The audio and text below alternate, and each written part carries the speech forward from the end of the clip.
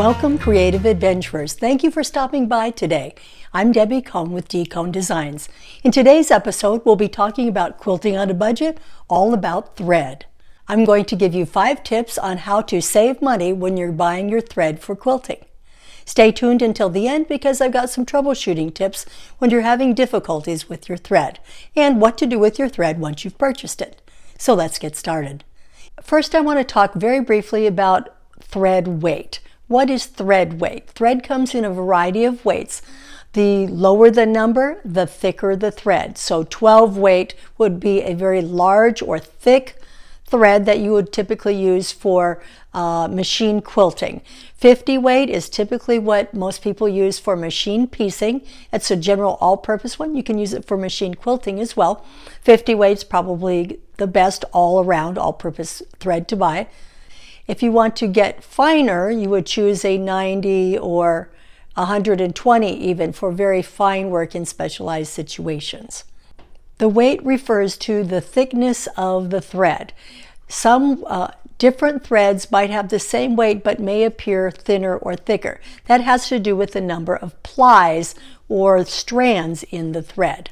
But a 50 weight thread, whether it's 2-ply or 3-ply in a quality brand, will be perfect. But what if someone has given you their old thread or you've inherited a lot of old thread? Here's my advice. If you don't know how the thread was stored and how old it is and what it's made of, you might want to consider discarding it or donating it to a thrift store if it could be used for other types of crafts. Heat, light, and moisture and time all affect the quality and the strength of the thread. So if you're not sure about those things, then I suggest you not use it for quality piecing projects. If you're using old or damaged thread, it leads to breakage and shredding, and you'll just be unhappy and frustrated and not know why. So consider carefully before you accept donated or inherited thread. My first tip is to buy the best thread that you can afford. Some examples of quality thread are Mettler, Aurifil, Wonderfil, and Superior. Shop locally if possible. Check your local quilt shop. Purchasing high quality thread will make your quilting easier. Your project will turn out better. You'll be much less frustrated and your machine will be happier. Now, when I first started quilting, I didn't know any better and I used thread from a big box store, just a general all-purpose brand, and it worked okay. But when I discovered top quality thread, for me I use Aurifil, and put that into my machine, it made a world of difference, and I've never looked back since. One of the big benefits to sewing with quality thread is you have much less lint. Even though it's 100% cotton, you will have significantly less lint in your bobbin case and in your machine. It does make a big difference. If you use a thinner 50 weight thread, for example, Aurifil brand, you will find that your stitching will show less, especially if you are stitching in the ditch when you're piecing and maybe your tension is just the slightest bit off. The thinner thread will help with that. My second tip for quilting on a budget with thread is to buy white thread and use that almost exclusively for your piecing. You might consider buying a dark gray, a navy, or a black when you're sewing with very dark fabrics. But for most everything, you should be able to sew with white thread for your piecing as long as your tension is adjusted properly on your machine. That just saves frustration, and you can buy it in larger cones because you only need one color. The larger the cone that you use, the less you pay per yard for your thread. Another suggestion I have is to match the thread weight with the fabric and the project.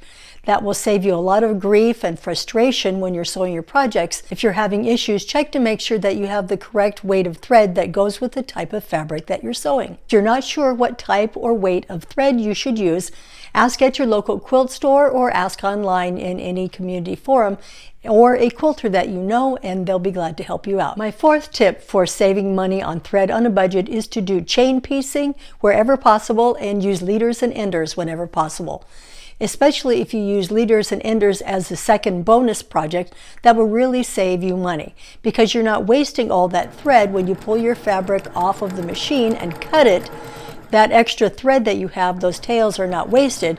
When you add a leader or an ender, you've sewn a bonus unit that you can use in another quilt. For example, you might do 2 patches or 4 patches. You might consider having a stack of 2.5-inch squares and sewing 2 patches at the beginning and end of every time you run fabric through your machine. That way, over time, you build up a 2-patch stack of blocks that you can put together to make 4 patches and then turn into some other sort of project, all while doing your regular project at the same time, saving thread and creating a bonus. It's a win all the way around. My 5th tip for quilting on a budget with fabric is the obvious. Use sales, coupons, discounts, gift cards, and bundling to help you save money. And of course, buying the largest cone you can afford. All of those things will help you cut down on the cost of the thread. I see quality thread as an investment in your project and in your hobby. The less time you are frustrated or disappointed with the outcome, the more you'll enjoy it and the more fun you'll have, and the easier and faster your project will go. Quality thread is very important. What are a couple of things that you can do if you're having trouble with your thread when you're piecing? Well, a couple of things that you could do are, number 1, change your bobbin. It could be that your bobbin is running low. That is something that often makes machines act up a little bit. Another is to change the thread. Perhaps you switch to a different brand of thread, and sometimes machines are fussy. They only like a certain brand, and maybe you need to switch back to the brand that your machine loves. Another thing you can do is to clean out your bobbin case and your feed dogs. Sometimes that's all it takes to eliminate the thread problems. Another thing you can do is switch out your bobbin altogether. It could be that the bobbin wasn't wound properly, and an improperly wound bobbin can run unevenly, can rotate unevenly in the bobbin case. The thread is not unspooled as evenly, and that can cause problems with your stitching. Another thing to try is to change your needle. Sometimes the needle becomes bent or has a burr on it, and changing it will solve your problem. My last troubleshooting tip is check your needle size. If the thread is shredding, then the eye of the needle might be too small. I used a general universal 80-12 needle, but Anita Zoebens, in the interview with Karen Brown of Just Get It Done Quilts, the episode on thread, recommends using a top stitch needle. She says the eye of the needle is larger. So I'm going to go and find some top stitch needles and try that out as well. So if you're having trouble threading your needle, try a top stitch needle or a thinner thread, a 2-ply thread at 50 weights, such as Aurifil. I'll leave a link to Just Get It Done Quilt, Karen Brown's interview with Anita Zoebens on thread in my video description. A couple more tips before I wrap this up. What should you do with your thread when you have it? I recommend that you look carefully at how you're storing your thread. You really want to try to store it away from heat and light and moisture the best that you can. You might want to consider storing it by color or by thread weight or a mixture of both if you have a variety of colors and weights. Don't be afraid to purchase some specialty thread if you want to try it out as well. There's metallics, there's variegated thread, invisible thread, all kinds of threads out there. It's a world of threads, but if you're on a budget, you might want to just stick with white and then add other colors and weights as you have additional funds or for gifts and things like that. One last thing, if you have a stash of big box store thread, use that for simple projects that aren't high quality. When you're just trying to do a quick table runner or you're testing out some blocks, use your big box store thread.